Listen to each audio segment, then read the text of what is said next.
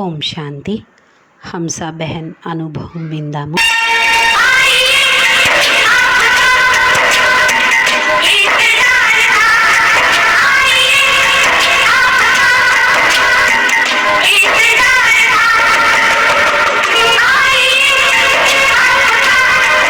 ఈరోజు నేను మీ అందరికీ కర్మ సిద్ధాంతం గురించి రీసెర్చ్ చేసిన విషయాన్ని వినిపిస్తాను. అమెరికాలో కర్మల గుహ్యగతి గురించి ఎక్కువగా రీసెర్చ్ చేశారు. కానీ వాళ్ళు ఇండియాలో రీసెర్చ్ చేయాలి, కానీ హిందూ ధర్మం వాళ్ళు ఎవరైతే ఉన్నారో వాళ్ళు ఆత్మ నిర్లేపి అంటారు. అలాంటప్పుడు ఎలా స్టడీ చేయాలి అనుకున్నారు వాళ్ళు. కాబట్టి క్రిస్టియన్స్ రీసెర్చ్ ఎవరైతే ఉన్నారో వాళ్ళు నేర్పించారు. ఏదైతే బాబా నేర్పించారో అదే వాళ్ళు చేశారు. వాళ్ళు క్రిస్టియానిటీలో కూడా ఎగ్గర్ కేసీ అనేటువంటి ఆయన, అంటే క్రిస్టియానిటీలో సందేశవాహకుడు. 4500 మెడికల్ కేసెస్ డాక్టర్లు తీసుకొచ్చితే దానిలో ఆయన 1600 కేసుల్ని నయం చేశారు. ఒకటి క్రిస్టియన్ స్టడీ గ్రూప్ ఉండేది, చాలా స్ట్రిక్ట్గా స్టడీ గ్రూప్. వాళ్ళు ఎగ్గర్ కేసీని ప్రశ్నించారు. ఎప్పుడైతే జీసస్ క్రైస్ట్ జీవించి ఉన్నాడో అప్పుడు ఆయన చాలామందిని అంగవైకల్యంగా ఉన్న వాళ్ళని, అనారోగ్యంగా ఉన్న వాళ్ళని అందరినీ ఆశీర్వాదాలు ఇచ్చి వాళ్ళందరినీ నయం చేశాడు. ఎవరికైతే కళ్ళు లేవో కళ్ళు లేని వాళ్ళకు కూడా కళ్ళు వచ్చాయి. మరి ఆయన ఎందుకు అందరికీ చేయలేకపోయాడు? అందరూ క్రిస్టియన్సే కదా, అందరూ క్రీస్తు యొక్క టీచింగ్, ఆయన ఉపన్యాసాలు వినేవాళ్ళు, అందరికీ ఎందుకు చెయ్యలేదు, కొందరికే ఎందుకు చేశారు అంటే అప్పుడు ఎగ్గర్ కేసీ అన్నారు, ఎందుకంటే మనుషుల్లో 2 రకాల జాతులు కర్మలు చేసిన వాళ్ళు ఉంటారు. ఒక రకం ఏంటి అంటే వాళ్ళు చేసినటువంటి కర్మలకు అనుభవించాల్సిందే. రెండో రకం వాళ్ళు ఎవరు అంటే చూసేటువంటి వాళ్ళు, వినేటువంటి వాళ్ళు, ఆనందాన్ని గడిపేవాళ్ళు. బాబా కూడా చెప్తారు కదా, see no evil, hear no evil, do no evil. బాబా కూడా మనకు చెప్తారు చెడు వినొద్దు, చూడొద్దు, మాట్లాడొద్దు అని. కానీ ఎవరైతే చెడు కర్మ చేశారో వాళ్ళైతే అంగవైకల్యంగా పుట్టారు, గుడ్డివాళ్ళుగా పుట్టారు, అనారోగ్యంగా అయ్యారు. వాళ్ళకి చాలా కఠినమైన పనిష్మెంట్, ఎందుకంటే వాళ్ళకి చేసినటువంటి పనిష్మెంట్ లభించింది. వాళ్ళని జీసస్ క్రైస్ట్ క్షమించారు. కానీ ఎవరైతే ఉన్నారో చెడు చూశారు, విన్నారు, చెడు విన్నారు, కానీ వాళ్ళు ఏమీ చెయ్యలేదు, వాళ్ళకి జీసస్ క్రైస్ట్ సహాయం చెయ్యలేదు అని చెప్పాడు. నేను చెప్పబోతున్నాను ఒక విషయం గురించి.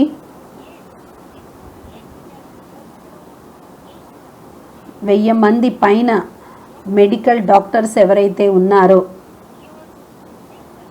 అంటే 1600 మందిని క్యూర్ చేయనటువంటి వాళ్ళని ఎగ్గర్ కేసీ దగ్గరికి తీసుకొచ్చారు. మాకు మార్గదర్శనం ఇవ్వండి, మేము ఎలా వాళ్ళని క్యూర్ చేయొచ్చు, వాళ్ళని నయం చేయొచ్చు అని ఆయన దగ్గరకు తీసుకొచ్చారు. ఒక అమ్మాయి ఉంది, 17 సంవత్సరాల అమ్మాయి. ఆ అమ్మాయికి బోన్స్ క్యాన్సర్, చాలా ట్రీట్మెంట్ ఇచ్చారు కానీ సరిగ్గా కాలేదు, నయం కాలేదు. ఎగ్గర్ కేసీకి పేషెంట్ అవసరం లేదు, వాళ్ళ పేరు, వాళ్ళ ఏజ్, వాళ్ళు ఎక్కడ జన్మించారు, ఎక్కడ ఉంటారు అని వాళ్ళ అడ్రస్ ఉంటే చాలు, ఆ పేషెంట్ అవసరం లేదు. అప్పుడు ఎగ్గర్ కేసీ చూసి చెప్పాడు, ఈ అమ్మాయి పూర్వజన్మలో, గత జన్మలలో ఒక మహారాజు రోమ్లో, ఆమె పేరు న్యూరో, చాలా అత్యాచారము, భ్రష్టాచారము అన్నీ చేసేటువంటి వాడు. ఆయన లక్ష్యం ఏంటి అంటే ఎవరైతే క్రిస్టియన్ ధర్మం వాళ్ళు ఉన్నారో వాళ్ళందరినీ చంపేవాడు. ఆయన ఎటువంటి కార్యం చేసేవాడు అంటే ఆయనకి పెద్ద స్టేడియం ఉందంట. ఎలా అయితే ఫుట్బాల్ స్టేడియం ఉంటుందో ఆ ఫుట్బాల్ స్టేడియం లాంటిది పెద్ద స్టేడియం. ఎవరైతే రోమన్స్ ఉన్నారో వాళ్ళు మూర్తి పూజను నమ్ముతారు. ఎవరైతే క్రైస్తు ధర్మం వాళ్ళు ఉన్నారో వాళ్ళు గాడ్ ఈజ్ లైట్, భగవంతుణ్ణి నమ్మేవాళ్ళు. వాళ్ళకి వీళ్ళకి సరైన సంబంధం లేదు. ఎవరైతే మూర్తి పూజించేవారో వారు న్యూరో, వారు ఎంపరర్ అన్నమాట, ఆయన రాజు. పెద్ద పెద్ద ప్రోగ్రాం పెట్టి అందరు క్రిస్టియన్స్ తీసుకొచ్చి ఆ స్టేడియంలోకి తీసుకొచ్చి స్టేడియంలోకి తీసుకొచ్చి అడవి జంతువుల్ని వదిలేసేవాడు. పెద్ద పెద్ద సిపాయిలను తీసుకొచ్చి వాళ్ళని చాలా క్రూరంగా చంపించేవాడంట. జంతువులు తినేవి వాళ్ళని, మాటికి చంపి తినేవి జంతువులు కూడా.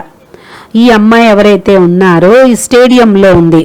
ఈ అమ్మాయి ఏమి చెడు చెయ్యలేదు కానీ చూసింది. క్రిస్టియన్స్ అందరినీ అలా చేస్తుంటే చూసింది. ఈమె మనోరంజనంగా చూడటానికి వెళ్ళింది. ఎవరైతే రోమన్ సోల్జర్స్ మూర్తిని పూజించేవారు ఉన్నారో వాళ్ళకి క్రిస్టియన్స్కి చాలా దుఃఖ పెడుతున్నారు. ఈ అమ్మాయి ఏం చేసింది అంటే చూసింది. కాబట్టి ఆయన ఏం చెప్పారు అంటే ఈమె పూర్వజన్మలో చూసి అనుకుంది, వీళ్ళు క్రిస్టియానిటీ వాళ్ళు బడుగు వర్గాల వాళ్ళు, మేము చాలా ఉన్నతమైన వాళ్ళం, క్రిస్టియన్స్ అసలు యోగ్యులు కాదు అనుకుంది. వాళ్ళు మరణించాల్సిందే, వాళ్ళు చేసేదానికి మరణించాల్సిందే, మేము చాలా గొప్ప వాళ్ళం, మేము ఉన్నతమైన వాళ్ళం, వాళ్ళు బలహీనమైన వర్గాల వాళ్ళు అనేటువంటి ఆలోచనలో ఉంది ఆ అమ్మాయి. పూర్వజన్మలో ఆ అమ్మాయి అలా ఆలోచించింది కాబట్టి ఈ జన్మలో ఆమెకి బోన్స్ క్యాన్సర్ వచ్చింది. ఆమె చెడు కర్మ అంటూ ఏమీ చెయ్యలేదు అని చెప్పారు.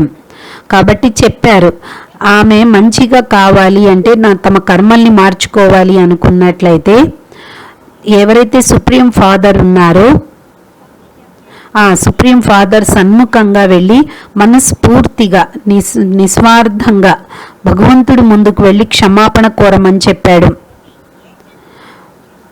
ఈ జన్మలో అయితే ఆమె క్రిస్టియన్నే. పూర్వజన్మలో చూసుకుంటే మూర్తి విగ్రహాన్ని పూజించేవారు. ఆమెకు చెప్పారు భగవంతుడి నుండి శక్తి తీసుకోమన్నారు. చూడు, నువ్వు ఏ విధంగా పూర్వజన్మలో వాళ్ళని చంపుతుంటే నువ్వు ఆనందపడ్డావు, కాబట్టి నీ వృత్తిని మార్చుకొని వాళ్ళకి శక్తినివ్వు. ఎవరినైతే నువ్వు చంపుతుంటే ఆనందపడ్డావో వాళ్ళని క్షమించమని కోరు. కాబట్టి ఇప్పుడు నువ్వు క్రిస్టియానిటీలో ఉన్నావు, కాబట్టి నువ్వు ఇప్పుడు పుణ్యకర్మలు చెయ్యి అని చెప్పారు. అలా చేసినట్లయితే బాగా అయిపోతుంది. ఆ విధంగా అమ్మాయి అన్నీ చేసింది. తిరిగి ఆ అమ్మాయి బోన్స్ క్యాన్సర్ సమాప్తమైంది. ఆ అమ్మాయి పూర్తి ఆరోగ్యంగా అయిపోయింది, హ్యాపీగా హెల్దీగా అయిపోయింది. రెండో కేసు ఒక ఆయన 53 సంవత్సరాలు, ఆయనకి పుట్టుకతోనే అంగవైకల్యంగా ఉన్నాడు. ఆయనకి వెన్నుపూసలో కూడా ప్రాబ్లం ఉంది, కాళ్ళు కూడా నడిపించలేడు. ఆయన ఒకరోజు ఆయన చేయి మిషన్లో వెళ్ళిపోవటంతో ఆయన వేళ్ళు కట్ అయిపోయినాయి. డాక్టర్స్ ఆ యొక్క పేషెంట్ యొక్క పేరు ఎగ్గర్కేసి దగ్గరికి తీసుకెళ్లారు. ఎగ్గర్కేసి చూశారు. ఆయన కేసు ఏదైతే ఆ అన్నయ్యని తీసుకెళ్ళలేదు, ఆయన అడ్రస్, ఏజ్, నా పేరు డాక్టర్స్ ఆయనకి చెప్పారు. ఎగ్గర్కేసి ఏం చేశారు అంటే ఎవరైతే మహారాజా ఉన్నారో నీరు అనే ఆయన ఉన్నారు కదా స్టేడియంలో, క్రిస్టియన్స్ని అందరినీ చాలా క్రూరంగా అత్యాచారం చేస్తున్నాడు కదా, చంపుతున్నాడు కదా. ఈ అన్నయ్య ఎవరైతే ఉన్నారో మహారాజుకి తోడుండేవాడు. వీళ్ళు మూర్తిని పూజించేవారు, విగ్రహారాధన చేసేవారు. ఎవరైతే రాజు ఉన్నారో ఈయన ద్వారా చాలా లాభాన్ని పొందాడు. ఎందుకంటే తనువు మనసు ధనాన్ని తీసుకున్నాడు, మరియు కర్మేంద్రియాల ద్వారా కూడా లాభం తీసుకున్నాడు. ఎవరైతే రాజు ఉన్నాడో ఆయన క్రూరత్వంగా ఉండేవాడు కదా, ఆయనతో పాటు ఈయన కూడా మజాక్ పొందేవాడు, సుఖాన్ని పొందేవాడు. ఎవరైతే క్రిస్టియన్స్ ఉన్నారో వాళ్ళని చంపే సమయంలో ఈయన కూడా ఆనందాన్ని పొందుతూ ఉండేవాడు, చాలా నీచంగా చూసేవాడు. వాళ్ళని యోగ్యులుగా భావించలేదు. మేము చాలా ఉన్నత వాళ్ళము, కులస్థులము అనుకునేవారు, మంచి వాళ్ళము అనుకునేవారు. ఈ అభిమానంతో చూసేవాడు. అందుచేతనే ఈ జన్మలో ఈ విధంగా చెడేమీ చెయ్యలేదు, ఎవరిని ఏమీ అనలేదు, ఎవరికి ఏమీ చెప్పలేదు, చూశాడు అంతే. చూసి ఆనందాన్ని పొందాడు. అందుచేత చేసినటువంటి కర్మల ఫలితంగా ఈ జన్మలో ఈ శరీరం యొక్క స్థితి ఇలా అయిపోయింది. పూర్తిగా అంగవైకల్యంగా, కాళ్ళు పనిచేయక. అప్పుడు చెప్పాడు, దగ్గరకేసి చెప్పారు, ఈయనకి ఏ ట్రీట్మెంట్ లేదు, ఎందుకంటే ఈయనకి ఈ ప్రపంచంలో ఏ వైద్యం ఈయన్ని ఏం చెయ్యలేదు, ఎందుకంటే పుట్టుకంతోనే అంగవైకల్యంగా పుట్టాడు. కానీ ఈయన శరీరంతో హేళన చేశాడు కాబట్టి ఇప్పుడు ఏం చెయ్యాలి ఈయన అంటే, ఈ జన్మలో ఆయన కూడా పక్క క్రిస్టియన్. ఈ జన్మలో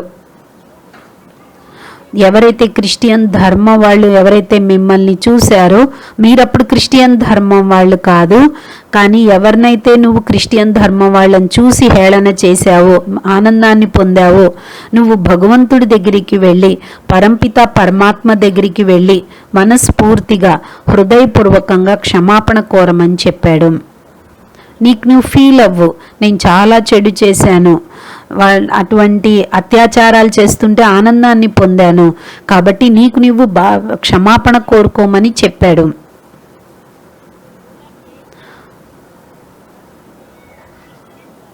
తర్వాత ఏం చెప్పాడు అంటే, ఆ క్రిస్టియన్ వాళ్ళు ఎవరైతే ఉన్నారో స్టేడియంలోకి తీసుకొచ్చారో వాళ్ళు అసలు పక్కా క్రిస్టియన్స్. వాళ్ళకి చెప్పాడు,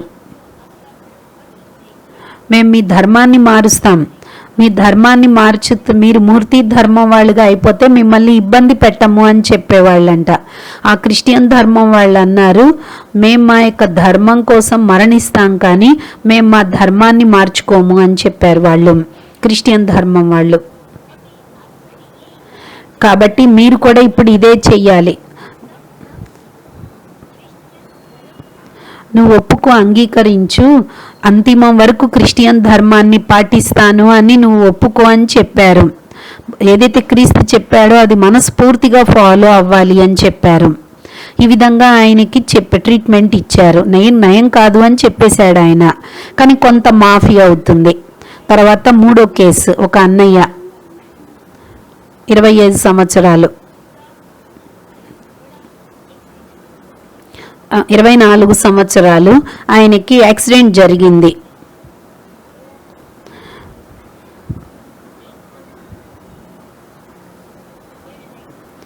ఆయనకి యాక్సిడెంట్ జరగటంతో, కార్ యాక్సిడెంట్ జరిగింది, దాంతో మొత్తం ఆయనకి పెరాలసిస్ లాగా వచ్చేసింది. అంటే కేవలం తల భాగం కాకుండా కంఠం నుండి కింద దాకా మొత్తం అంగవైకల్యంగా అయిపోయాడు. అంటే ఎక్కడ ఏ నరాలు పనిచేయకుండా పూర్తిగా బెడ్ రీడ్ అయిపోయాడు. ఆయనకి చాలా రకాలుగా ఆపరేషన్స్ చేశారు డాక్టర్స్, అయినా కూడా ఆయనకి నయం కాలేదు.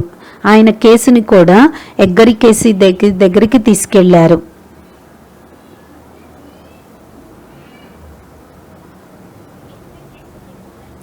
ఎగ్గర్ కేసి చెప్పారు, ఈ ఆత్మ ఎవరైతే ఉన్నారో, ఈయన ఎవరైతే రాజు ఉన్నారో, రోమన్ రాజు నీరో ఎవరైతే విగ్రహాన్ని పూజించేవారో, ఆయన అందరి క్రిస్టియానిటీని చంపారు కదా. ఆయన చాలా క్రూరుడు, అత్యాచారుడు, భ్రష్టాచారం చేశాడు. ఈ జన్మలో ఈ క్రిస్టియన్నే ఈయన, కానీ అప్పటిది ఇప్పుడు అనుభవిస్తున్నాడు. ఆయన రాజు, పూర్వజన్మలో ఎవరైతే రాజు ఉన్నాడో ఆ రాజు ఇప్పుడు ఈ క్రిస్టియన్గా జన్మించాడు. అయితే డాక్టర్స్ మొత్తం అర్థం చేయించారు ఆయనకి. ఆయన చెప్పాడు, ఇప్పుడు మీరు హృదయపూర్వకంగా అందరినీ మనస్ఫూర్తిగా క్షమాపణ కోరు అని చెప్పారు. నీకు నువ్వు రియలైజ్ అవ్వు, నేను ఎన్ని చెడు కర్మలు చేశాను, ఎంతమందిని నేను చంపాను అని నీకు నువ్వు రియలైజ్ అవ్వు.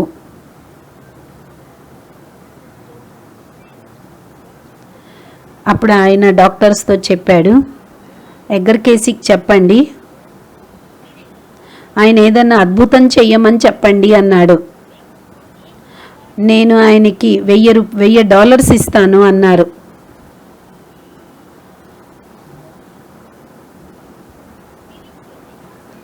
ఎందుకంటే ఆయన ఆధ్యాత్మిక పురుషార్థం చెయ్యాలని ఆయనకి లేదు, చెయ్యాలని లేదు ఆయనకి, ఆయన ఏం చెప్పాడు అంటే, నేను అర్థం చేసుకున్నాను, నేను ఎందుకు ఈ విధంగా యాక్సిడెంట్తో ఇలా అంగవైకల్యంగా అయిపోయాను అనేది నాకు అర్థమైంది. ఆ అబ్బాయే 24 సంవత్సరాలు, చాలా సంవత్సరాలు జీవించాడు పూర్తి వశమైపోయి. ఎందుకంటే మెడ నుంచి కింద భాగం వరకు ఆయన శరీరమే పనిచేయదు. ఆయన యొక్క సేవ చేసేవాళ్ళు, ఆయన భోజనము, ఆయన యొక్క పాలన, క్రిస్టియన్ ధర్మం వాళ్ళే ఆయన్ని చూసుకున్నారు అన్ని రకాలుగా. ఎప్పటి వరకైతే ఆయన మరణించాడో మరణించే వరకు క్రిస్టియన్సే చూసుకున్నారు. అప్పుడు ఎగ్గర్కేసి చెప్పాడు, ఆయన 10 జన్మల నుండి ఇదే ఘటనతో ఆయన పెరాలసిస్తోనే గడుపుతూ వచ్చాడు. ఆయన చేసుకున్నటువంటి కర్మల్ని అనుభవిస్తూ వచ్చాడు. పూర్తి నిర్లక్ష్యంగా ఉన్నాడు. 4వ కేసు, ఒక పేషెంట్ ఉన్నాడు. పుట్టుకతోనే ఆయనకి వినికిడి శక్తి లేదు. డాక్టర్స్ చాలా ప్రయత్నం చేశారు, కొంచెమైనా వినగలిగితే బాగుంటుంది అని.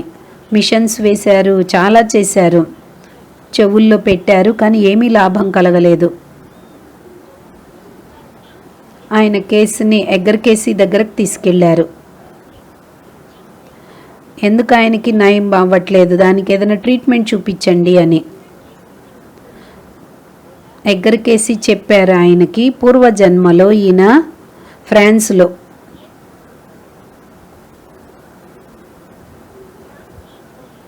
ఒక క్రాంతికారి కార్యం జరుగుతుంది. చాలా అత్యాచారము, భ్రష్టాచారము, హింసాత్మకంగా చంపటం చాలా క్రూరత్వంగా జరిగేది. అయితే ఈ అన్నయ్య ఏమీ చెయ్యలేదు ఆ సమయంలో. ఈయన ఎవరికి దుఃఖ పెట్టలేదు.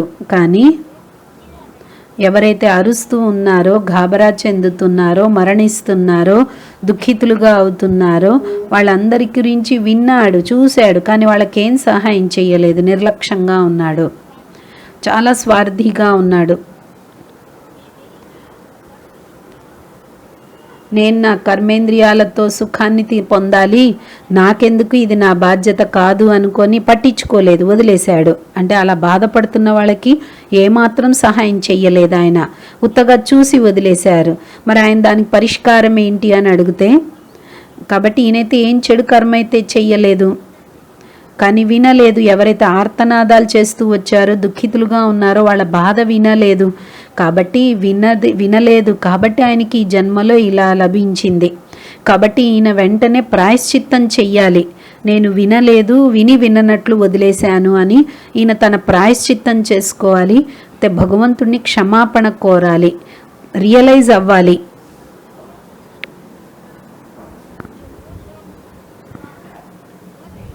ఎవరైతే మరణించారో వాళ్ళకి అందరికీ భగవంతుడి నుండి శక్తి తీసుకొని వాళ్ళకి ఇవ్వమని చెప్పాడు. కళ్యాణం యొక్క కార్యం చెయ్యమన్నారు.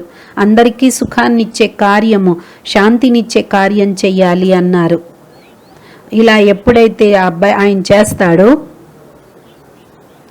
ఆయన యొక్క ట్రీట్మెంట్ కొంతవరకు సక్సెస్ అవుతుంది అని చెప్పాడు. ఒకవేళ ఆయన చెయ్యలేదనుకోండి, మీరు ఏ రకంగా ట్రీట్మెంట్ ఇచ్చినా కానీ సక్సెస్ అవ్వదు అని చెప్పాడు. 5వ కేసు,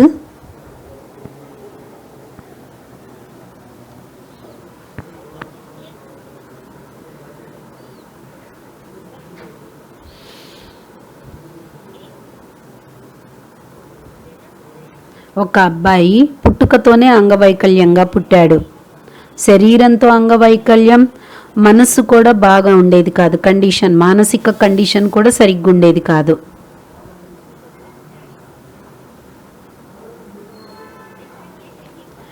డాక్టర్స్ ఎగ్గర్కేసి దగ్గరికి ఆయన కేసును తీసుకెళ్లారు.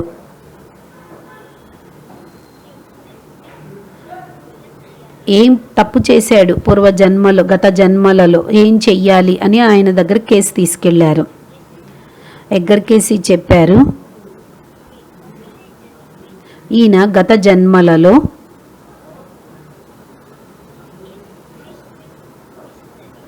ఒక క్రిస్టియన్ మిషనరీకి గురువు ఈయన. అంటే గత జన్మలో క్రిస్టియన్ మిషనరీ గురువు ఉండేవాడు ఒక ఆయన. తనువు, మనసు, ధనము అన్నింటినీ త్యాగం చేసి ఆయన కళ్యాణం యొక్క కార్యం చేస్తున్నాడు. దుఃఖితులుగా, అనారోగ్యంగా ఉన్న వాళ్ళకి, బీద వాళ్ళకి, మరణించేటువంటి వాళ్ళని, నిర్దయులకు అందరికీ అన్ని రకాలుగా సేవ చేసేవాడు ఒక ఆయన. ఎవరైతే ఈ ఆత్మ ఉన్నారో ఆయన కూడా క్రిస్టియన్నే. ఈయన కూడా ఆ క్రిస్టియన్ మిషనరీలో ఉన్నాడు. మరి ఈయన ఏం చేశాడు అంటే, ఈయనైతే ఏమీ చెడు చెయ్యలేదు, చెడు వినలేదు, చెడు కూడా ఆలోచించలేదు, ఏ రకమైన పొరపాట్లు చెయ్యలేదు. కానీ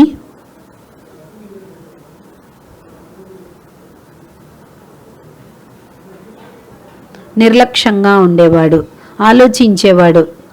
ఇది నా బాధ్యత కాదు, అంటే వాళ్ళు చేస్తున్నారు, వాళ్ళు చెయ్యనియండి, నేనెందుకు చెయ్యాలి అనుకొని నిర్లక్ష్యంగా ఉన్నాడు. మంచి కార్యం జరుగుతున్నప్పుడు ఆయన సహయోగం ఇవ్వలేదు. తనువు, మనస్సుతో సేవ చేయలేదు, ధనంతో కూడా సేవ చేయలేదు. ఉత్తగా చూస్తూ ఉండిపోయేవాడు, ఏమీ చెయ్యలేదు, ఏమీ అనలేదు. అనుకున్నాడు, నేనెందుకు చెయ్యాలి, నేనేం చేస్తాను, నా బాధ్యత ఏంటి ఇది అనుకున్నాడు. ఏదైతే ఆయన తనువు, మనసు, ధనం ఉందో కర్మేంద్రియాలతో సుఖాన్ని అనుభవించాడు. స్వార్థంతో ఉన్నాడు, నిర్లక్ష్యంతో ఉన్నాడు. ఈయన వద్ద శక్తి ఉంది, సమయము ఉంది, ధనము ఉంది, ఆయన చేయగలుగుతాడు. కానీ ఈయన మంచి కర్మలు చెయ్యలేదు, మంచి కర్మలలో సహయోగాన్ని కూడా ఇవ్వలేదు. ఎగ్గరికేసి చెప్పారు, ఈయన్ని ఎవరు క్యూర్ చేయలేరు, దీనికి ట్రీట్మెంట్ ఏమీ లేదు, నేను ఏం చెయ్యలేను అన్నాడు. ఇది ఒక అపురూపమైన విషయం చెప్పాలంటే. ఈ అబ్బాయి ఏమీ చెయ్యలేదు, అంటే గత జన్మలో ఈ అబ్బాయి ఏమీ చెయ్యలేదు, చెడు ఏమీ చెయ్యలేదు. కానీ ఏదైతే మంచి కార్యం జరుగుతుందో ఆ మంచి కార్యం చేసే అవకాశం దొరికింది. కానీ ఆ అవకాశాన్ని సద్వినియోగం చేసుకోకుండా నిర్లక్ష్యంగా ఆయన గడిపి తన యొక్క తనువు, మనస్సు, ధనాన్ని తన కోసం వినియోగించుకున్నాడే కానీ మంచి సేవలో వినియోగించలేదు. అందుచేత ఈయనకి ఈ జన్మలో పుట్టుకతోనే అటువంటి అంగవైకల్యం లభించింది. కాబట్టి ఇటువంటి వాళ్ళకి నేను ఏ రకమైన ట్రీట్మెంట్ చెయ్యలేను అన్నారు. 6వ నెంబర్, కేస్ నెంబర్ 6.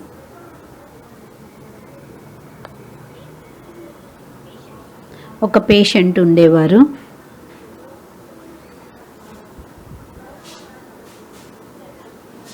చాలా అందమైన ఆత్మ, అందరికీ సేవ చేసేవారు. ధర్మం యొక్క కార్యంలో, అందరికీ సహయోగం ఇవ్వటంలో, అందరికీ సహాయం చేయటంలో మంచి సంస్కారాలు, స్వభావం కలిగినటువంటి వారు.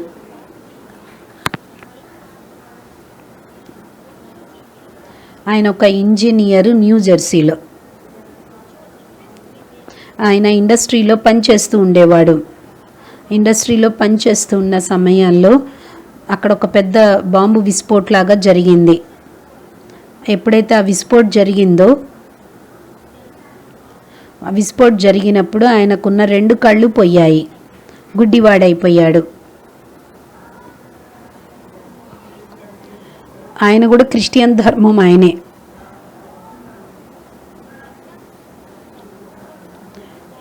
భగవంతుడంటే చాలా శ్రద్ధాభావన. భగవంతుడి యొక్క పూజ కూడా క్రీస్తుకి బాగా పూజ చేసేవాడు. కానీ ఎప్పుడైతే గుడ్డివాడయ్యాడో భగవంతుడంటే ఇంకా ఆయనకి అసహ్యం కలగటం మొదలైంది. భగవంతుడి పట్ల ఉన్న విశ్వాసం తెగిపోయింది. భగవంతుడికి చెప్పటం మొదలుపెట్టాడు, మీరు న్యాయం ఇవ్వలేరు నాకు, ఇంతమంది ఉన్నారు, వాళ్ళందరికేమో దెబ్బలు తగిలాయి, మరి నాకెందుకు అంధత్వం వచ్చింది, నాకెందుకు కళ్ళు పోయినాయి, నన్నెందుకు గుడ్డివాడిగా చేశావు అని భగవంతుడంటే చాలా నారాజైపోయాడు. ఏడవటం మొదలుపెట్టాడు, బాధపడుతూ దుఃఖపడుతూ ఉన్నాడు. భగవంతుడా, మీరెందుకు నాకు ఇట్లా చేశారు, నాకు చెప్పండి, నేనేం కర్మ చేశాను, మీరు నాకు ఈ విధంగా ఇలా జరిగింది, నన్నెందుకు ఈ విధంగా గుడ్డివాడిగా చేశారు చెప్పండి అని అడిగాడు ఆయన బాగా మనసుతో. తర్వాత ఆయన ఏడుస్తూ అలా ఉంటే ఒక ఏంజిల్ వచ్చింది, ఫరిష్తా. ఆ ఫరిష్తా ఏం చేసింది అంటే మమ్మ వలే ఉంది అని చూపించారు. ఆ ఫరిష్తా ఏమని చెప్పింది అంటే, బచ్చా, నువ్వు ఇంత అఫ్సోస్ అవ్వాల్సిన అవసరం లేదు, ఏడవకు, నేను నీకు చూపిస్తాను ఎందుకు ఇలా జరిగిందో. చూశాడు ఆయన, గత జన్మలో నేను ఇండియాలో నేను చాలా గొప్ప రాజుని, నేను చాలా అందమైన రాజు, మంచి సంస్కారవంతుడు,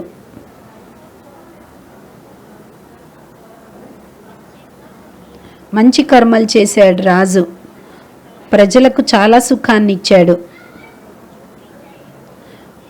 ప్రజలకు ఏది కావాలంటే అది ఓపెన్ హార్ట్గా ఇచ్చేవాడు.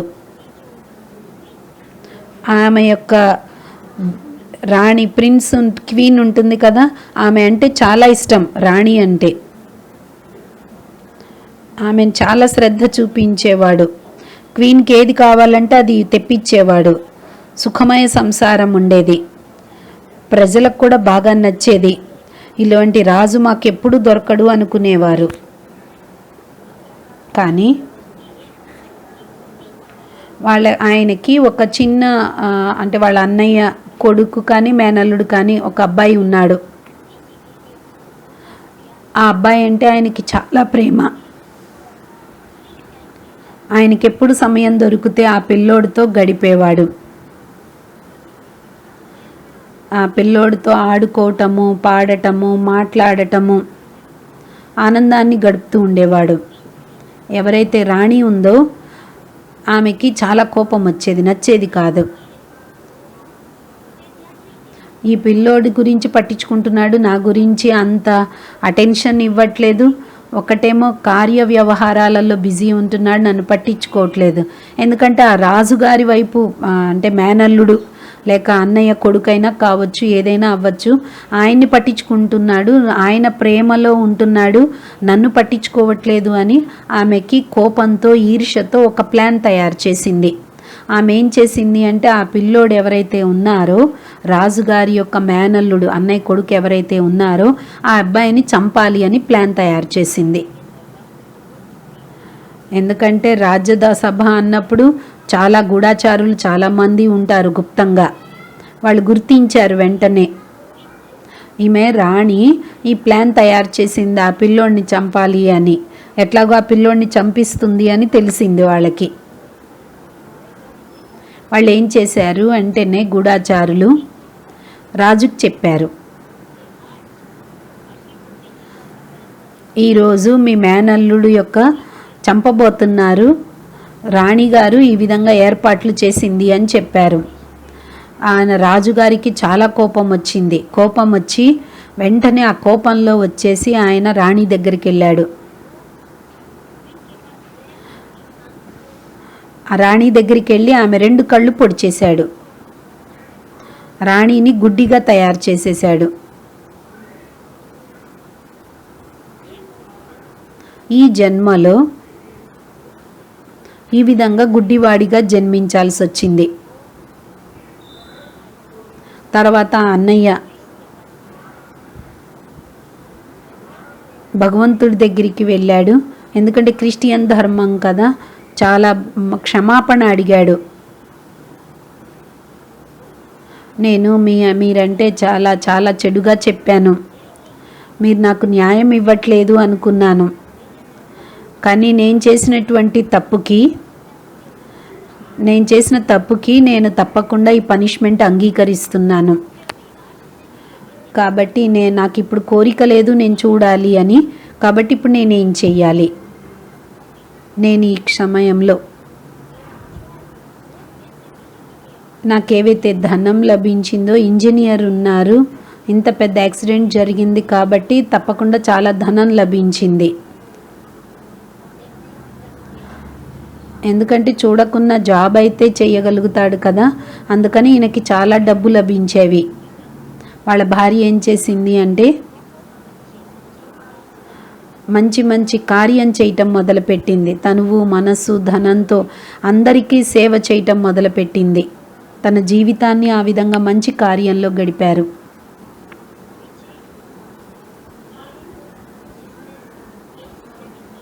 తర్వాత ఆయన ఏదైతే కేసు స్టడీ చేశాడో ఆయన అందుట్లో ఫైనల్గా చేశాడు ఏంటి అంటే ఆ యొక్క రాజు పేరు, ఆ రాణి పేరు, ఏ దేశంలో, ఏ ఊరిలో, ఎక్కడ వీళ్ళు రాజ్యం చేశారు ఏంటి అనేది వెంటనే ఎంక్వైరీ చేశారు.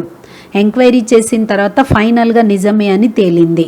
దాని యొక్క ప్రూఫ్ కూడా లభించింది. ఇది కరెక్టే అని తెలిసింది.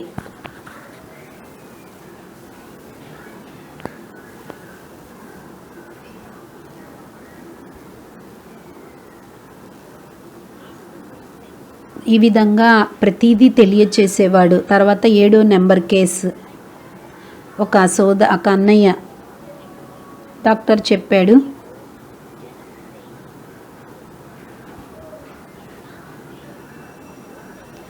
ఆ పుట్టుకతోనే ఆ పిల్లోడికి శుక్లాలు ఉన్నాయి. పుట్టుకతోనే శుక్లాలు, 2 కళ్ళల్లో శుక్లాలు ఉన్నాయి. డాక్టర్స్ చాలా ప్రయత్నం చేశారు శుక్లాలు తీయాలి అని. తీయటానికి శుక్లాల ఆపరేషన్ చేశారు. కానీ ట్రీట్మెంట్ సరిగ్గా జరగలేదు, అంటే రిజల్ట్ అంత రాలేదు. ఆయన కేసుని ఎగ్గర్ కేసీ దగ్గరికి తీసుకెళ్లారు. ఎగ్గర్ కేసీ ఏమని చెప్పారు అంటే,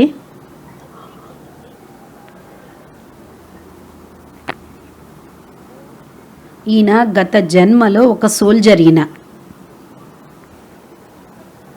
ఈయనకి ఆజ్ఞ ఇచ్చారు, ఎవరైతే వేరే ధర్మం వాళ్ళు ఉన్నారో వాళ్ళందరికీ గుడ్డివారిగా చేసేయమని ఆజ్ఞ ఇచ్చారు. ఎందుకంటే ఆయన తప్పదు, డ్యూటీ అనుకోని కాబట్టి చేశాడు, డ్యూటీ అని చేశాడు. ఆయన పర్షియాలో ఉండేవాడు.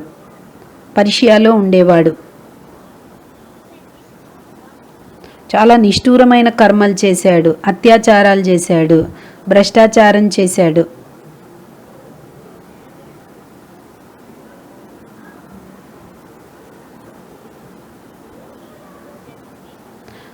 ఆయనే ఈ జన్మ కాదు పూర్వజన్మలో ఎవరినైతే గుడ్డివాళ్ళగా చేశారో ఆ జన్మలోనే ఆయనకి ఆ సమయంలోనే ఒక స్పిరిచువల్ టీచర్ లభించింది. ఆమె చెప్పింది, నువ్వు ఈ కార్యం వదిలిపెట్టు అని చెప్పింది. ఇంకా ఆయన మంచి కర్మలు చేయటం మొదలుపెట్టాడు. ఆయన చాలా మ్యూజిక్ వాయించేవారు.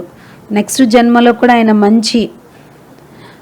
మంచి మ్యూజిక్ వాయించేవాడు. పూర్వజన్మలో ఈ జన్మలో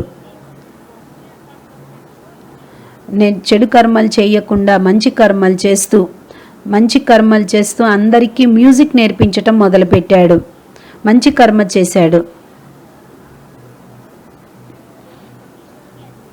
కాబట్టి ఆయనకి సొల్యూషన్ ఏమి ఇచ్చారు అంటే, ఎందుకంటే ఆయన చెడు కర్మ అయితే చేశాడు, కానీ ఆయన రియలైజ్ అయ్యాడు, ఇది తప్పు అనేది రియలైజ్ అయ్యాడు, అర్థం చేసుకున్నాడు. నేను చాలా తప్పు పనులు చేశాను అనుకున్నాడు. ఆయన భగవంతుణ్ణి క్షమాపణ కూడా అడిగాడు. నేను ఇంక నుంచి ఏమీ చెయ్యను అని చెప్పాడు. ఆయన మ్యూజిక్ యొక్క మంచి టాలెంట్ ఉండేది. అదే ఆయనకి నెక్స్ట్ జన్మలో అందరికీ నేర్పించాడు. కాబట్టి ఈ జన్మలో కూడా ఆయన మ్యూజిక్ వాయిస్తున్నాడు. మంచి కర్మలు చెయ్యాలి. ఆయన మంచి మ్యూజిషియన్గా అయ్యి మ్యూజిక్ వాయిస్తూ మ్యూజిక్ టీచర్గా అయ్యాడు. మంచి కర్మలు చేస్తూ అందరికీ చాలా సుఖాన్ని ఇవ్వటం మొదలుపెట్టాడు. తనువు, మనసు, ధనం ఏవైతే ఉన్నాయో అన్నీ ఇతరులకు నేర్పించటంలో వినియోగించేవాడు. మ్యూజిక్ నేర్పించి సుఖాన్ని ఇవ్వటంలోనే అందరికీ మంచి కార్యం చేశాడు. కాబట్టి డాక్టర్ చెప్పాడు, ఈ డాక్టరు ఇంకా వెంటనే ఆయనకి ట్రీట్మెంట్ ఇచ్చారు. వెంటనే ఆయనకి ట్రీట్మెంట్ బాగా అయిపోయింది. పూర్తిగా అయితే చూడలేకపోయాడు, కానీ కొంత అయితే చూడగలిగాడు. అంటే ఆయన అంతకుముందు జన్మలో చేశాడు, మ్యూజిక్ అంటే నేర్చుకున్నాడు. నెక్స్ట్ జన్మలో అందరికీ మ్యూజిక్ నేర్పించాడు. ఈ జన్మలో కూడా ఆయన మ్యూజిక్ నేర్చుకొని అందరికీ మంచి కర్మలు చేయటంతో తిరిగి కొంత చూడగలిగాడు. ఇంత 8వ కేసు. ఒక అమ్మాయి, 18 సంవత్సరాల అమ్మాయి, చాలా లావు ఉండేది. ఆమె వెయిట్ 150 కేజీలు.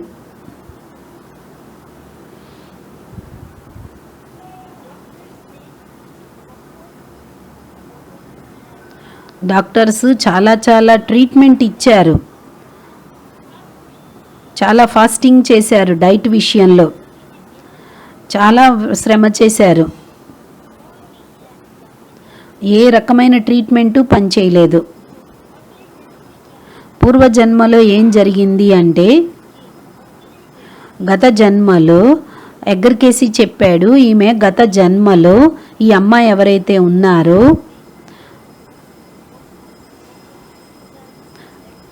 పూర్వజన్మలో చాలా అందమైన అమ్మాయి, అథ్లెటిక్స్ కిలాడి, మంచి ఆటగత్తె.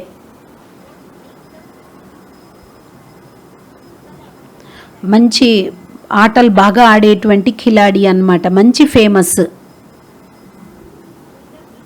చాలా అందంగా ఉండేది, తెలివిగలది, మంచి కళ ఉండేది.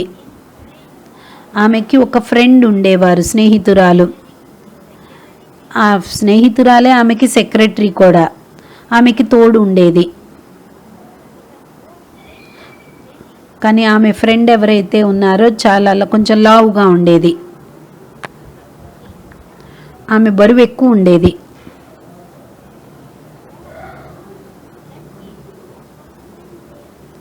కానీ ఆ అమ్మాయి చాలా సిన్సియర్, వఫాదార్. ఆమె చేసేటువంటి కార్యంలో చాలా సహాయం చేసింది. ఏం దుస్తులు వేసుకోవాలి, ఏ ఫుడ్ సమయానుసారంగా ఇచ్చేది, తినటంలో తాగటంలో అన్ని రకాలుగా ఏర్పాట్లు చూసుకునేది. ఆమె తోడే ఉండేది. ఆమె సహాయంతోనే ఆమె మంచి అథ్లెటిక్గా తయారైంది, మంచి ఆటగాత్తెగా తయారైంది. ఎప్పుడైతే ఈమె మంచి ఖిలాడిగా తయారైందో చాలా ఫేమస్ అయిపోయింది. ఇంకా ఆమె ఆలోచించేది ఎప్పుడు ఈ ఖిలాడి, ఈమె నా ఫ్రెండ్ ఎవరైతే ఉన్నారో ఆమె అయితే చాలా లావు ఉంది. మొత్తం ప్రపంచంలో నేను ఎక్కడికైనా వెళ్ళినప్పుడు ఆమె తోడు నేనుంటే నాకు సిగ్గు అనిపిస్తుంది. ఈమె ఇంత లావుగా ఉంది, ఆమె ఇంత అందంగా కూడా లేదు, నేను ఇంత అందంగా ఉన్నాను, ఆమెమో లావు ఉంది. ఆమెను ఎప్పుడు హేళన చేస్తూ ఉండేది. ఆమెకి చాలా బాధ కలిగేది ఈమె హేళన చేసినప్పుడు. నేను మీకోసం అంతా చేస్తున్నాను, లావుగా ఉన్న అమ్మాయి సెక్రటరీ అనేదన్నమాట. నేను మీకోసం అన్నీ చేస్తున్నాను, మీరెందుకు నాకు హేళన చేస్తూ దుఃఖపెడుతున్నారు అనేది చెప్పిందప్పుడు. ఆమెకి ఆ విధంగా మనసా ద్వారా దుఃఖపెట్టింది. మనసా ద్వారా దుఃఖపెట్టింది కాబట్టి ఈ జన్మలో ఎంతో లావుగా పుట్టింది. అందుచేత ఈమె వజన్ తగ్గట్లేదు, చాలా ప్రయత్నం చేసినా అని చెప్పారు. ఎగ్గరికేసి వెంటనే దాని యొక్క ట్రీట్మెంట్ చూపించారు. ఆమె బ్రెయిన్లో మెదడులో ఒక చిన్న రక్తం యొక్క గడ్డ ఉంది. పిట్యూటరీ గ్లాండ్లో హార్మోన్స్ క్రియేట్ చేసేది ఆ చిన్న గడ్డ ఉంది, రక్తం గడ్డ చిన్న చుక్కలాగా ఉంది. దాంట్లో ఒక చిన్న ట్యూమర్ లాంటిది ఉంది, క్యాన్సర్ ట్యూమర్ ఉంది. ఆ పిట్యూటరీ గ్రంథి నుంచి ఏదైతే రసాయనాలు వస్తాయో ఆ రసాయనాలు వచ్చేటువంటి ప్రాంతాల్లో ఒక చిన్న క్యాన్సర్ గడ్డ ఉంది. చెప్పారనమాట, ఆ గడ్డను మీరు తీసేయండి, ఆ గడ్డ తీసేస్తే ఆమె చాలా నయం అయిపోతుంది. రెండవది, ఈమె ప్రతిరోజు మెడిటేషన్ చెయ్యాలి. భగవంతుడి వద్దకెళ్ళి క్షమాపణ అడగాలి, రియలైజ్ అవ్వాలి.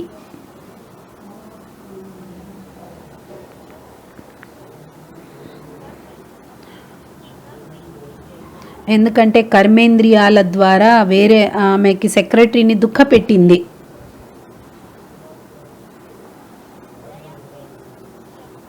కాబట్టి ఇప్పుడు ఆమెకి దయా శబ్దాలు, సుఖం యొక్క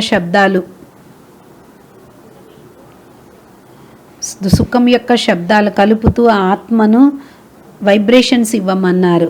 ఎవరైతే ఇంకా లావుగా ఉండే వాళ్ళు ఉన్నారో వాళ్ళ గురించి ఈమె హేళన చేసేదే, నిందించేదో వాళ్ళందరికీ వెళ్ళి సహాయం చేయమని చెప్పారు.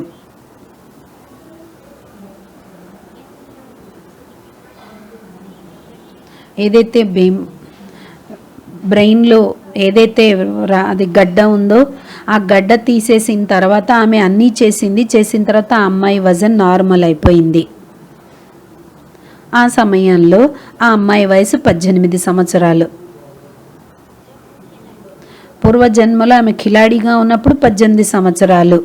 ఎప్పుడైతే ఈ అమ్మాయికి నయమైనప్పుడు కూడా ఆ అమ్మాయి వయసు 18 ఏళ్ళు. అదే 18 ఏళ్ల వయసు. చూడండి, ఎగ్గరికేసి చెప్పారు, కర్మ ఫిలాసఫీ ఎటువంటిది అంటే చాలా అక్యురేట్గా ఉంది. ఎంత అక్యురేట్గా ఉంది అంటే ఒక్క సెకండ్ కూడా ఇందులో మార్పులు చేర్పులు లేవు. మనకి ఒక్క సెకండ్ కంటే ఎక్కువగా పనిష్మెంట్ అనుభవించేది ఉండదు, దానికి రిటర్న్ ఇచ్చే అవసరం ఉండదు. అంటే పూర్వజన్మలో 18 ఏళ్ల వయసులో చేసింది, ఈ జన్మలో కూడా మళ్ళీ 18 సంవత్సరాల వయసులోనే వచ్చింది. మొదలు పెట్టారు, తర్వాత ప్రారంభించారు, ట్రీట్మెంట్ ఇచ్చారు, 18 ఏళ్ళు పూర్తయినాయి. ఎలా అయితే గడియారంలో ఉంటుందో అదేవిధంగా గడియారంలో ఎట్లయితే తిరుగుతుందో అదేవిధంగా జీవితం అనేటువంటి కర్మల గడియారంలో కూడా చేసినటువంటి కర్మలకు ఫలితం లభించింది. ఇంకా అమ్మాయి బాధపడటం ఆగిపోయింది. ఇది ఈ విధంగా చేసినటువంటి కర్మల యొక్క ఖాతా చాలా అక్యురేట్గా సమాప్తమవుతుంది. రెండో విషయము,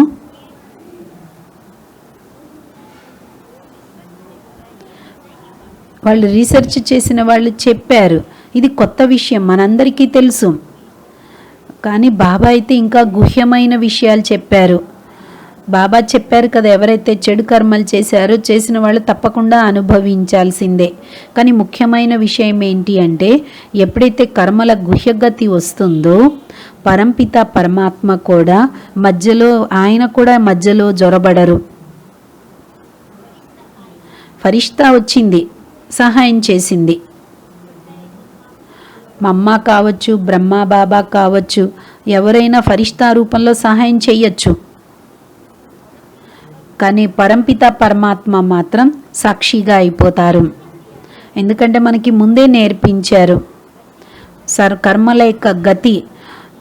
మనం చాలా చెడు కర్మలు చేసాం ఒక్కొక్క జన్మలో, కొన్ని మంచి కర్మలు చేసి ఉండొచ్చు.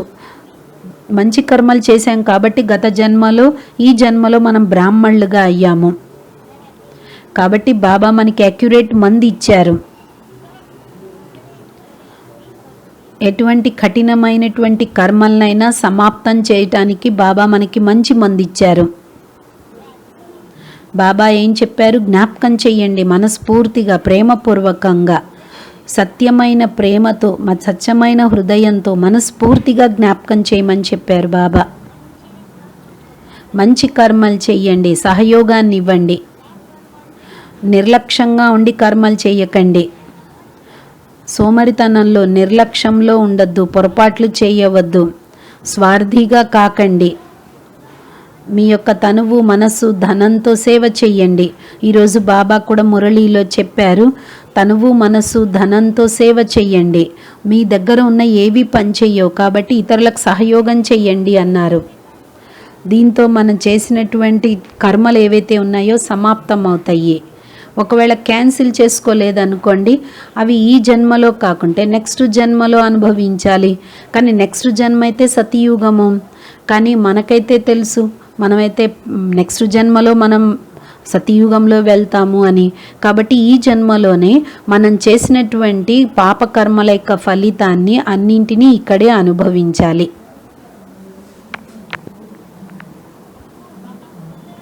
ఎందుకంటే మనం బాబాకి చెప్పాలి, శివ్ బాబాకి మనం చేసినటువంటి పాపకర్మలు, బాబా నీ జన్మలో నేను చేసినటువంటి పాపకర్మలు నేను సమాప్తం చేసుకుంటాను, బాబా నేను ఏంజిల్గా కావాలి. ఎప్పుడైతే నేను వినాశనం అవుతుందో వీళ్ళు మా సోదరులు, వాళ్ళ సోదరీలు, వీళ్ళందరూ మనందరము ఆత్మలం, సహోదరులము. ఎందుకంటే ఇంకా ఇప్పుడు ఎవరికి నెక్స్ట్ జన్మ ఉండేదే లేదు. కాబట్టి మనం ఏం చెయ్యాలి,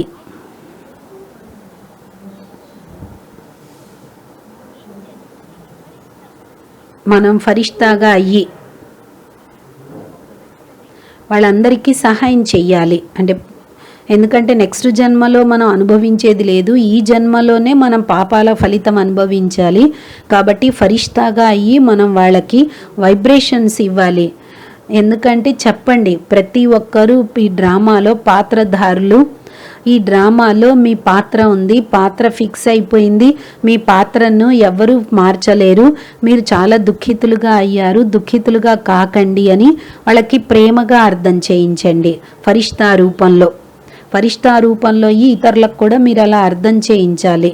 ఈ విధంగా మనం వాళ్ళకి సహాయం చెయ్యాలి. పనిష్మెంట్ అనుభవించే వాళ్ళకి, అనారోగ్యంగా ఉన్న వాళ్ళకి. ఎప్పుడైతే వినాశనం అవుతుందో మంచి కర్మల యొక్క ఖాతాను జమ చేసుకునేటువంటి బజారు చాలా వేడెక్కుతుంది. ఎందుకంటే ఇప్పుడు ఇది కలియుగము, నరకము, ఇది చాలా వేడెక్కుతూ ఉంది కర్మల యొక్క బజార్. కాబట్టి చాలా మనకి మంచి అవకాశం దొరికింది. ఇప్పుడు మనందరికీ మంచి ఛాన్స్ ఇచ్చారు. తనువు మనసు ధనాన్ని వినియోగించి మనం చాలా మంచి కర్మల యొక్క ఖాతాను తయారు చేసుకుందాం. జమ చేసుకోవటమే కాదు, ఏదైతే మనం చెడు కర్మలు చేశామో పూర్వ జన్మలో మనకు కూడా తెలియదు. మనం అనుకుంటాం నేనేమీ చెయ్యలేదు, నేనేం చూడలేదు అనుకుంటాము. కానీ అటువంటి కర్మలకు కూడా ఇప్పుడు సమాప్తం చేసుకోవటానికి బ్రాహ్మణ జీవితంలో బాబా మనకి ఛాన్స్ ఇచ్చారు. దాన్ని ఇప్పుడు మనం సమాప్తం చేసుకోవాలి. నేను మధుబన్ గురించి ఒక విషయం చెప్పబోతున్నాను, సోనియా గాంధీ గురించి. సోనియా గాంధీ ఒకసారి మధుబన్ వచ్చారు, జ్ఞాన్ సరోవర్లో. దాది ప్రకాశ్మణి దాదిని కలవటానికి వచ్చారు. ఉదయం పూట దాది మంచం మీద పడుకున్నారు.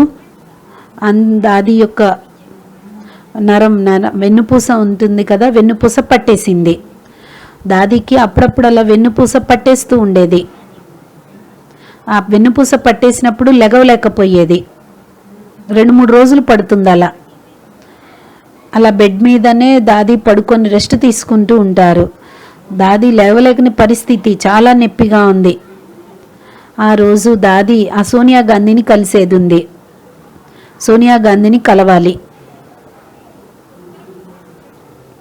అందరూ డాక్టర్స్ చాలా ప్రయత్నం చేశారు.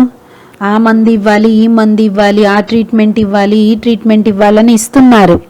నేను బయట నిలబడి ఉన్నాను. నేను ఆలోచిస్తున్నాను. ఒక అన్నయ్య వచ్చారు, నా దగ్గరికి వచ్చారు.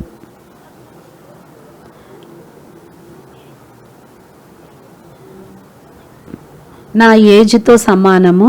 ఆయన చెప్పాడు, కొంచెం వృద్ధుడు ఆయన. ఆ దాది ఏం కర్మ చేశారని ఇప్పుడు లెగవలేకపోతున్నారు? నేనైతే దాదీని అట్లాంటి కర్మ చేయటం ఎప్పుడు చూడలేదు. దాదీని నేను చూస్తున్నాను. దాదీ మరి ఏం కర్మ చేశారు పూర్వజన్మలో ఏ కర్మ చేసి ఉండొచ్చు అని అడిగాడు. నేను ఆయనకి చెప్పాను, నర్సరీలో జరుగుద్ది కదా,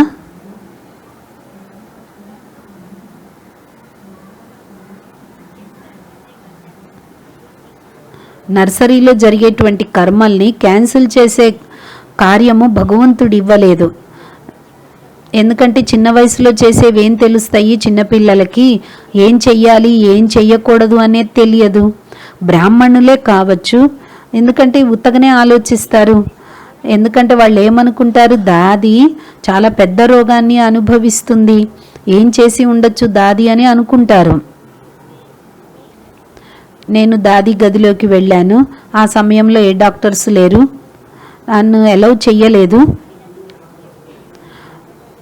నేను దాది గదిలోకి వెళ్ళాను. దాది చెప్పారు, దర్వాజా ముయ్యమన్నారు. డాక్టర్ హంస, నువ్వు పెద్ద డాక్టర్వి, నువ్వేమైనా చెయ్యొచ్చు కదా. నేను క్యాన్సర్ స్పెషలిస్ట్ని, నేనేం చెయ్యగలను అన్నాను. నువ్వేదన్నా చెయ్యొచ్చు కదా అన్నారు. నేను ఏదన్నా చేస్తే అందరు నన్ను దోషిగా అనుకుంటారు, నాకు దుఃఖాన్ని ఇస్తారు, నేను ఇబ్బంది పడతాను.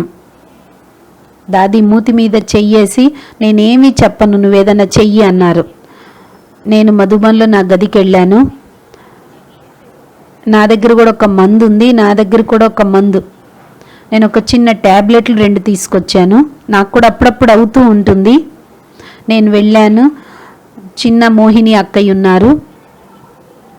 దాదికి నేను చెప్పాను, ఎందుకంటే ఎవరికన్నా ఈ విషయం తెలిస్తే మాత్రం నన్ను బాగా ఇబ్బంది పెడతారు. ఎందుకంటే ఏదైనా జరిగితే నాకు దోషిగా చేస్తారు. నువ్వు వదిలేసే, నాకు ఆ మందు ఇవ్వు అన్నారు. మోహిని బెహన్ మందు ఇచ్చారు. 10 నిమిషాల తర్వాత మళ్ళీ ట్యాబ్లెట్ ఇవ్వమన్నారు. దాది ట్యాబ్లెట్ తీసుకున్నారు. నేను బాబా గదిలో వెళ్ళి కూర్చున్నాను. నేను చెప్పాను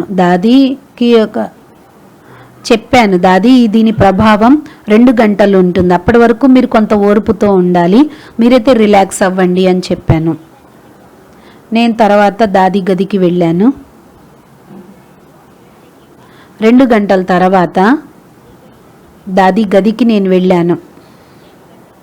చెక్ చేయటానికి వెళ్ళాను ఏం జరుగుతుంది అని. దాది లేచి కూర్చున్నారు. నొప్పి అయితే ఉంది, కానీ మంచం మీద నుండి అయితే లేవగలిగాను కదా అన్నారు. ఆ రోజు కొంత తగ్గింది. వెంటనే దాది సోనియా గాంధీని కలవటానికి వెళ్ళారు. ఎందుకంటే మన బ్రాహ్మణులము మంచి కర్మల్ని గుర్తించాలి. మనం అనుకుంటాము, నేను ఈ జన్మలో ఏం కర్మలు చెయ్యలేదు, నేను చెడు చెయ్యను, నేనెవరికి దుఃఖాన్ని ఇవ్వలేదు, నేనెవరికి బరువు లేను, నేనెవరికి బరువుగా కూడా లేను, నేనెవరికి ఏమి చెడు చెయ్యట్లేదు అనుకుంటాం మనం. నేను నా జీవితాన్ని బాగా సంరక్షించుకుంటున్నాను, నేను ఎవరికి బరువు లేను అనుకుంటాం మనం. సరే, బాబా అంటారు నువ్వెవరికి దుఃఖాన్ని అయితే ఇవ్వలేదు, కానీ ఇది మీ చార్ట్లో నోట్ చేసుకోండి, ఈరోజు మొత్తంలో నేను ఎవరికైనా సుఖాన్ని ఇచ్చానా, ఏ రకమైన సుఖాన్ని ఇచ్చాను.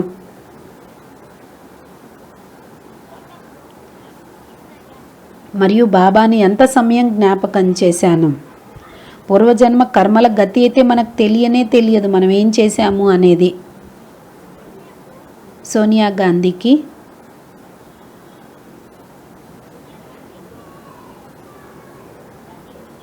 దాది కలిశారు, సోనియా గాంధీని కలిశారు.